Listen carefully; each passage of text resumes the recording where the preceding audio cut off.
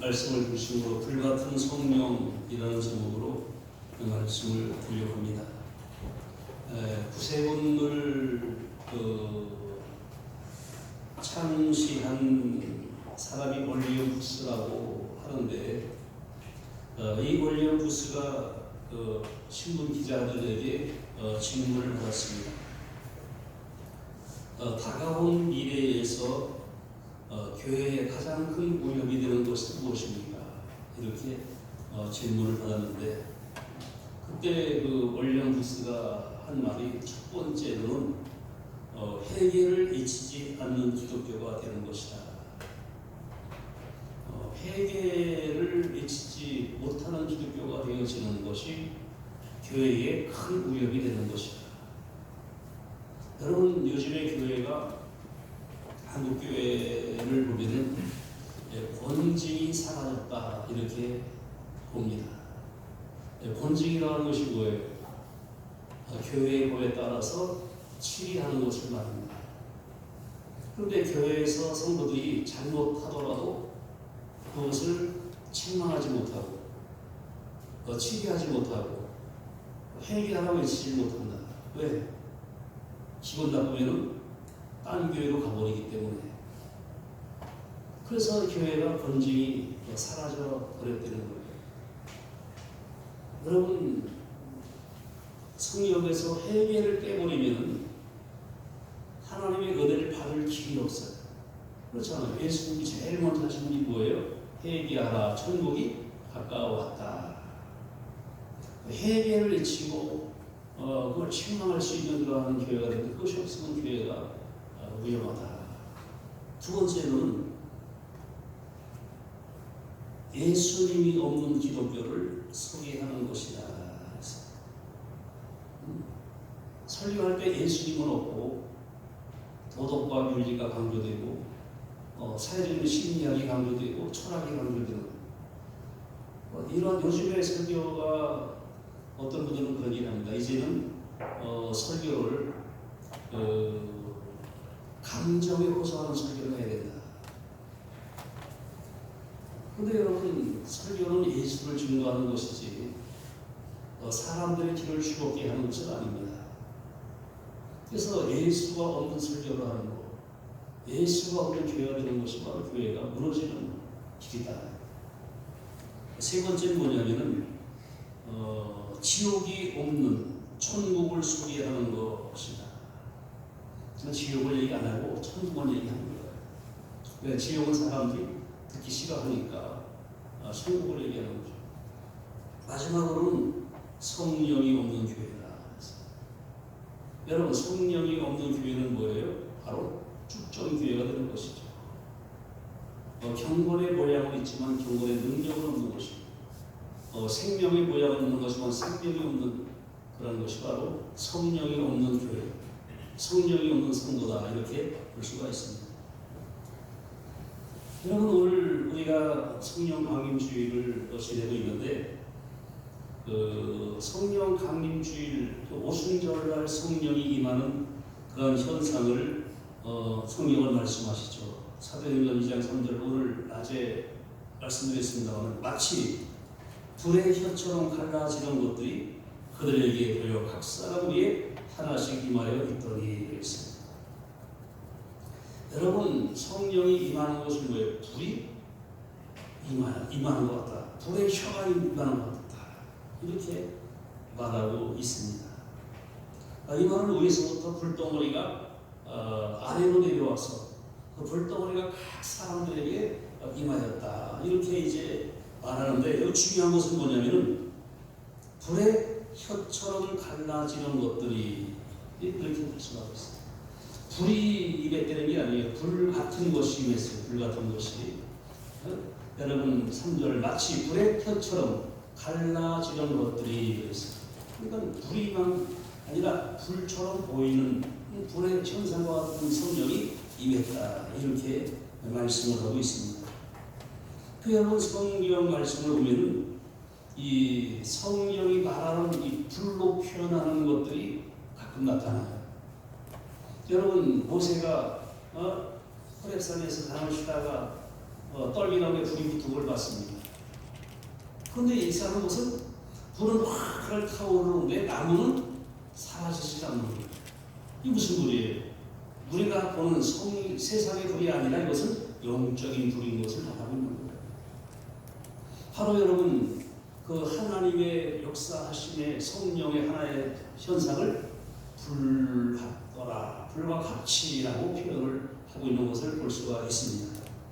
또 하나님께서 여러분 이스라엘 사람들과 광야에서 함께할 때 어떻게 했어요? 밤에는 불기둥으로 함께하셨다.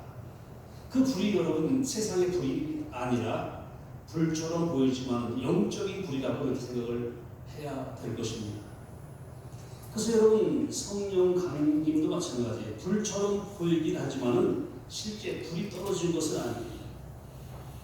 여러분 불 때문에 불이 떨어져서 사람들이 대거나 불 때문에 눈이 멀거나 뭐 그런 일이 일어난 것은 아니라는 겁니다. 근데 여러분 우리 한동안 그런 사람들이 있었어요. 성령을 받을 때 뭐 뜨거워서 펄펄 뛰고만 난리 났다고 그러는데 사실 여러분 성령을 조금 오해한 것이 아닙니다. 아니 불이 임했으면 화상 입어야죠. 그렇잖아요. 불이 임했으면 화상 입어야 되고 머리카락 다 타야 되고 눈썹 타야 되고 막 그런 일이 여기서 말하는 이 불은 불처럼 보이지만 불과 같긴 했지만 불은 아니었다는 것이죠.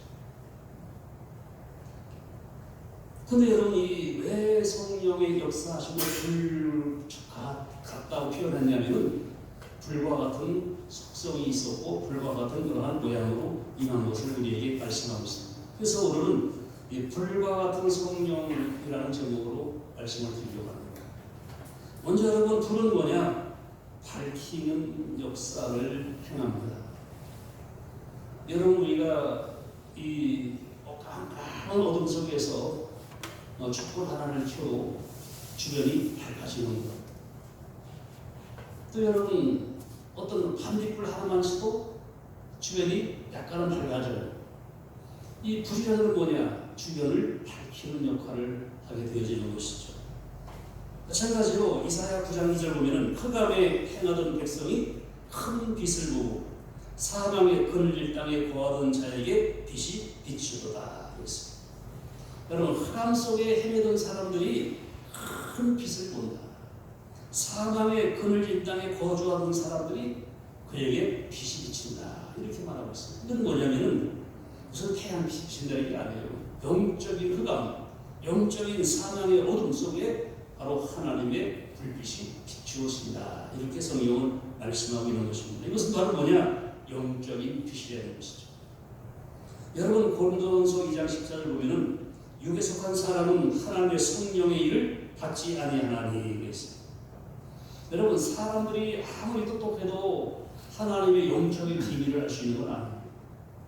그런데 성령의 빛이 비추어질 때 우리는 영적인 분별력이 생기게 되고 영적인 것을 알게 되어지는 역사가 일어나게 되어진다는 것입니다. 그래서 여러분 우리가 해볼 때 있습니다. 성경 보면은 야곱이 길을 걸어가다가 잠을 자는데 밤에 하나님 역사하시죠. 깨어나서 한 말이 뭡니까? 여기가 하늘의 문이고 여기가 하나님의 전이로구나. 여러분 그냥 은혜 받기 전에 몰랐는데 은혜 받고 나니까 여기가 바로 하나님의 문이었다. 여기가 바로 하나님의 전이었다라고 고백을 하게 되시는 거예요. 여러분들 성령의 역사하심으로 여러분들 영적인 비밀을 깨달아 알 수 있는 영적인 것을 바라볼 수 있는 그런 여러분의 일을 예수의 이름으로 축원합니다. 요한복음 16장 13절 진리의 성령이 오시면 그가 너희를 모든 진리 가운데로 인도하시리니 진리의 성령이 오셔서 우리를 진리 가운데로 인도하셔서 우리가 진리를 다 깨달아 알게 해주신다. 이렇게 성령은 말씀하고 있는 것입니다. 여러분 성령을 읽을 때 머리로 읽지 마시고 기도하면서 그 영으로 읽음으로써 이 성령 속에 있는 진리가 다 성령의 감동과 성령의 감화로 인해서 깨달아지는 역사가 있기를 예수의 이름으로 축원합니다. 그래서 여러분 인생에 어둠이 물러가고 성령의 거룩한 빛이 여러분에게 함께 하심으로써 여러분이 밝은 빛을 걸어갈 수 있는 그런 여러분의 삶이 되기를 예수의 이름으로 축복합니다. 두 번째로는 불은 뭐냐? 태우는 기능이 있어요. 여러분 우리나라 산불이 강원도 쪽에 산불이 자꾸 일어나가지고 엄청나게 그 사람들이 많이 탔잖아요. 나 그전에 한 몇 년 전에 낙산사 탈 때, 그때 해필이 제가 그때 동해안 쪽에 갔었어요. 근데 이제 이 설악산 쪽에서 서초 쪽으로 이렇게 이제 가는데, 양양에서 서초 쪽으로 가는데 길을 잘못 들은 거야. 산길로 가게 됐어요. 근데 뭐 차는 다니는 길인데 아스팔트 길 도는데 조금 도로더라고요. 근데 와 완전히 전쟁한 거 같아. 사방을 부리는 거예요. 사방에. 길로 이제 그래서 겁나 갖고서 막 빨리 속도를 내서 빨리 통과했는데 뭐 사방을 부리고 타고 오니까 이거 완전히 전쟁터 가운데 있는 것 같다. 여러분 한번 불이 붙으면 뭐 싹 다 태워버리잖아. 이 불은 뭐냐? 태우는 그러한 역사를 일으키는 것이 바로 불이죠. 마찬가지로 이 거룩한 하나님의 불은 뭐냐? 소멸하는 역사가 있다는 것입니다. 그래서 히브리서 12장 29절을 보면은 우리 하나님은 소멸하는 불이십니다. 그랬습니다. 하나님은 누구냐? 소멸하시는 불이다. 이렇게 말씀합니다. 여러분 세상의 인간의 죄를 용광로 불로 태우시는 게 아니에요. 세상의 사람의 죄를 어떤 무슨 세상의 불로 태우시는 게 아니라 그건 뭐냐? 하나님의 거룩한 성령의 불로 인간의 더러운 것을 태울 수 있는 역사가 있는 걸 성경은 말씀하고 있습니다. 그래서 여러분 세례요한이 예수님께 증거할 때 뭐랬습니까? 마태복음 3장 11절 나는 너희로 회개하기 위해서 물에서 들거니와 내 뒤에 오시는 이는 나보다 능력이 많으시니 나는 그의 신을 들기도 감당하지 못하겠노라. 그는 성령과 불로 너희에게 세례를 베풀 것이다. 성령의 역사가 그날의 역사하면 어떻게 돼요? 우리가 제일 먼저 나타나는 것이 뭐냐? 회개예요. 회개의 역사가 일어나게 되시는 거예요. 왜? 성령의 불이 우리의 심령에 더러운 것을 막 손을 태워버리니까 회개의 역사가 일어나게 되어진다는 것이죠. 여러분 우리가 잘 보면 그래요. 성경 말씀 보면은 하나님을 만난 사람들이 제일 먼저 하는 게 뭐예요? 회개했어요. 여러분 베드로가 예수를 만난 다음에 제일 먼저 하는 게 뭐였어요? 주여 나를 떠나서서 나는 죄인으로 소리한다. 여러분 이사야가 뭐랬습니까? 바로 나요 망하게 되었도다. 부정한 사람 속에 있으면 하나님을 배웠습니다. 여러분 은혜를 받고 성령이 역사할 때 제일 먼저 하는 것이 뭐냐? 자기의 제약된 것을 발견하게 되는 것이죠. 성령이 역사할 때 그것을 성령으로 역사하면 우리의 모든 죄를 태우고 우리의 더럽고 추한 것을 태우는 수멸하는 역사가 일어나게 될 수 있는 것입니다. 그래서 누가복음 12장 49절 보면은 내가 불을 땅에 던지러 왔노니 이 불이 이미 붙었으면 내가 무엇을 원하리라. 예수님께서 여러분들의 심령 속에 불을 던지시기 원한다. 이 불은 무슨 불이에요? 성령의 불인 줄로 믿습니다. 여러분 그래서 예수님은 방화범이라 방화범. 예수님은 방화범이에요. 무슨 방화범입니까? 세상을 성령의 불로 태우시기 원하시는 거라. 여러분들 여러분 심령 속에 성령의 불이 붙어가지고 죄악을 태우고 추한 것을 태우고 인간의 더러운 걸 태우는 역사가 있기를 예수의 이름으로 축원합니다. 그래서 여러분 이사야 4장 4절 보면은 이는 주께서 심판하는 영과 소멸하는 영으로 시온의 딸들의 더러움을 씻기며 예루살렘의 피를 그 중에서 정결하게 하실 때가 되리라. 여러분 소멸하는 영으로 시온의 딸들의 더러움을 씻기고 피를 정하게 하신다. 이렇게 말씀하고 있어요. 여러분 성령을 통해서 여러분의 더러움을 씻겨주시고 여러분의 더러움을 태워버리는 소멸하는 역사가 있게 되어지기를 예수로 축복합니다. 세 번째로 이 불은 뭐냐? 뜨겁게 한다는 것이에요. 여러분 불을 발견하는 것은 인류 역사의 엄청난 축복이에요. 왜? 불이 없어 봐봐요. 고기를 익혀 먹을 수도 없고 곡식을 익혀 먹을 수도 없고 난방에서 떨어져 잘 수도 없고 여러분 굉장히 이게 참 엄청나게 문제가 되는 것이죠. 그런데 불을 발견하기 때문에 음식을 익혀 먹을 수도 있고 따뜻하게 살 수도 있고 편리하게 살아갈 수가 있습니다. 마찬가지로 성령 충만하면 뭐가 생기느냐? 마음이 뜨거워지게 되는 것입니다. 여러분 성령 받기 전에 제자들은 어떤 사람들이었어요? 말로만 예수 믿었지 실제로 예수를 믿지 않았어요. 예수가 십자가에 달릴 때 다 도망가 버렸습니다. 그런데 여러분 그들이 도망가고 막 숨어서 눈 보고 걸어가고 숨어 있고 그런 사람들인데 성령 받고 나는 데는 어떻게 했습니까? 마음이 뜨거워지는 거예요. 그래서 어떻게 내가 살아도 주를 위해 살고 죽어도 주를 위해 죽는다. 살아 죽어라 난 주의 것이다 하면서 나가서 말씀을 전하기 시작하는 것입니다. 뭐냐? 마음이 뜨거워지기 시작을 했던 것입니다. 여러분 고린도후서 5장 14절 보면은 그리스도의 사랑이 우리를 강권하시도다 그랬어요. 바울의 마음속에 성령이 역사하니까 그 사랑의 마음이 뜨거워지니까 어떻게 가만히 있을 수가 없어요. 나가서 말씀을 전하게 되고 나가서 참으로 복음을 전하는 역사를 행하게 되어진 것입니다. 역대하 30장 12절 보면 하나님의 손이 또한 유다 사람들을 감동시키사 그들의 왕과 방백들이 여호와의 말씀대로 전한 명령을 한 마음으로 준행하게 하셨다 그랬어요. 하나님이 사람들을 감동하니까 하나님 말씀을 모든 사람들이 순종하게 되었다. 여러분들 순종하고 싶은데 순종이 안 되잖아요. 기도하고 싶을 때 기도가 안 되잖아요. 착하게 살고 싶을 때 착하게 못 살잖아요. 기도하셔야 됩니다. 하나님 나에게 성령을 주셔서 내 마음을 감동하셔서 선한 일에 열심을 내게 하시고 내가 참으로 하나님 말씀에 순종하는 마음을 주셔서 하나님 말씀을 따라 살아갈 수 있도록 하여 주시옵소서. 이런 기도하시는 여러분들 일을 예수님을 축원합니다. 성령이 우리 마음을 감동해야 돼요. 그렇지 않으면 여러분 안 됩니다. 아니 사람이 우리 예수를 잘 믿는 사람들은 거룩한 미치광이가 되어야 된다는 거예요. 거룩한 미치광이. 그 거룩한 미치광이가 되면 어떻게 되는 거예요? 성령에 취해야 된다는 것이죠. 성령의 마음속에 역사하셔 내 마음이 막 뜨거워져가지고 성령의 감동을 따라 막 살아가는 그런 사람이 돼야지 된다는 거예요. 근데 우리는 너무 정신이 아주 맹숭맹숭해. 너무 이성적이고 너무 상식적이고 너무 인간적이야. 그래서 하나님을 순종할 수가 없어요. 여러분 예수님이 말씀하시죠. 나로 인해서 신족하지 않는 사람은 복이 있다. 아니 예수 때문에 왜 사람들이 시험 들어요? 예수 때문에 왜 사람들이 넘어져요? 근데 넘어진다는 거예요. 왜? 생각해 보세요. 여러분들 원수를 사랑하라고 하는데 그거 쉬운 일이 아니잖아요. 못 사랑하거든요. 그러니까 어떻게 되는 거예요? 예수님 말씀에 넘어지는 거예요. 여러분들 일병 때리고 오른밤 내려고 그런단 말이죠. 그거 됩니까? 한 대 맞으면 두 대 때리고 싶은데 그건 어떻게 되는 거예요? 넘어지는 거예요. 그러니까. 여러분 어떤 사람이 오리를 가면 심리가 가주라고 그랬어요. 그거 됩니까? 그게? 오리 가는 것도 죽고 내 식구를 가네요. 그거 어떻게 해요? 말씀에 순종하지 못하고 넘어지는 거예요. 근데 여러분 그 예수님 말씀을 순종하려면 어떻게 되는 거예요? 거룩한 미치기 행위가 되어야 되는 거예요.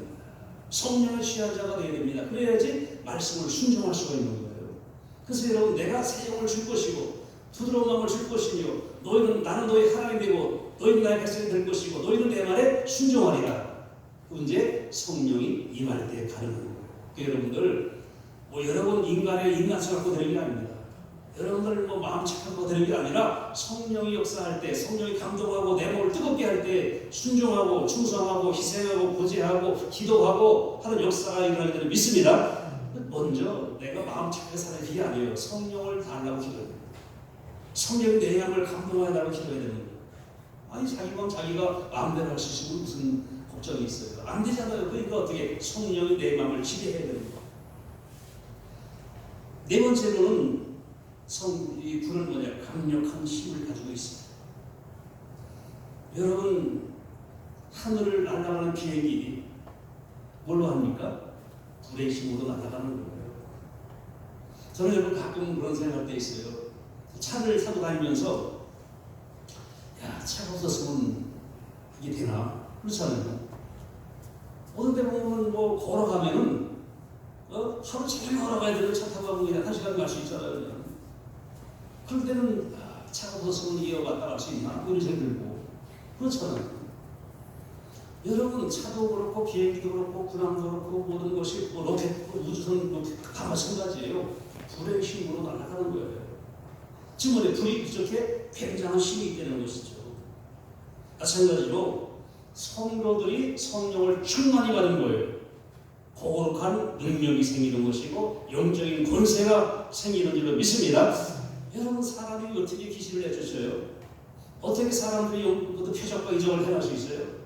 안 되는 거거든요. 뭐에 성령이 역사하시는 성령의 권능을 가지고 그 일을 행하게 될 줄로 믿습니다. 그래서 성시가 한 말이 뭐예요? 사람이 힘으로도 안 되고 능으로도 안 된다. 뭐지? 하나님의 신으로 되느니라. 여러분 성령 충만이 받으심으로써 성령의 능력을 가지고 힘있게 사명을 감당하시고 세상 가운데 승리하시는 여러분의 일을 예수의 이름으로 축원합니다.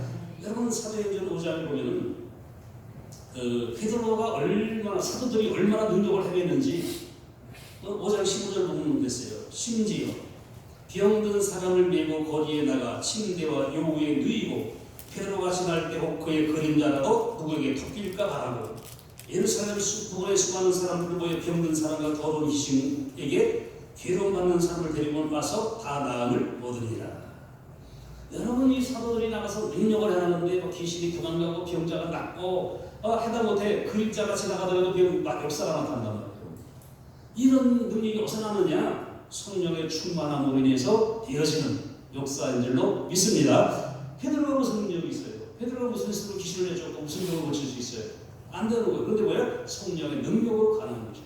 여러분들 성령은 우리에게 강력한 영적인 힘을 주신다. 그것이 속사람이 강건해지는 힘이든지 영적인 권세이든지 영적인 능력이든지 영적인 은사이든지 그걸 주셔서 우리가 힘있게 세상을 살아갈 수 있게 해주신다는 것입니다. 그래서 여러분들 그와 같은 성령은 우리에게 먼저 밝게 해주셔서 진리를 깨닫게 하시고 분별하게 하시고 하나님의 역사를 깨닫게 하시는 그러한 역사를 일으켜주시고 또 그와 같은 성령은 태우는 기능이 있어서 우리 속사람의 모든 죄악과 더러운 것을 초멸하는 그러한 역사를 행하시고 성령은 우리에게 뜨거운 마음을 주셔서 우리가 감동감을 받아서 충성하게 하시고 헌신하게 하시고 희생하게 하시고 복종하게 하시는 역사를 일으키시며 성령은 우리에게 강력한 능력을 주어서 그 영적인 권세와 능력으로 승리하는 삶을 살게 하시는 줄로 믿습니다. 여러분이 이런 성령의 능력과 권세를 가지고 살아가는 여러분들이기를 예수의 이름으로 축원합니다. 기도하겠습니다.